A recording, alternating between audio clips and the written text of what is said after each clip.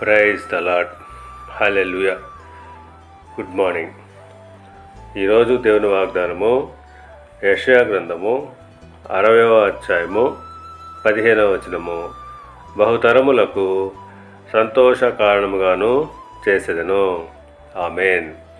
క్రీస్తునందు ప్రియులారా, నిన్ను శాశ్వత శోభాతిశయముగాను బహుతరములకు సంతోష కారణముగాను చేసేదను అని దేవుడు సియోనును ఉద్దేశించి వాగ్దానం చేస్తున్నాడు.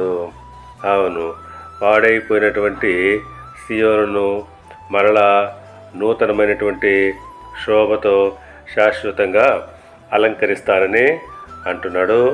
బహుతరములకు సంతోష కారణంగా చేస్తానని వాగ్దానం చేస్తున్నాడు. ఆ రీతిగానే పాడైపోయినటువంటి మన జీవితంలో తిరిగి దేవుడు నిర్మిస్తానని చెప్తున్నాడు. సంతోషము, సమాధానము, శాంతిని తిరిగి మళ్ళా మనకు అనుగ్రహిస్తున్నాం. అవును, యెషయా గ్రంథము 35వ అధ్యాయము 9వ వచనం ప్రకారంగా వారి తలల మీద నిత్య ఆనందం ఉండును, వారు ఆనంద సంతోషములు గల వారే వచ్చెదరు.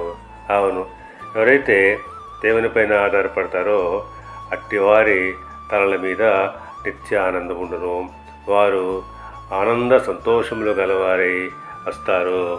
కనుక పిల్లరా, దేవుడు మనలను మరలా బహుతరములకు సంతోష కారణంగా చేస్తాడు. కనుక భయపడవలసిన అవసరం లేదు. దేవుడు మిమ్మల్ని దీవించి ఆశీర్వదించి వర్ధిల్ల చేయనుగాక. ఆమేన్.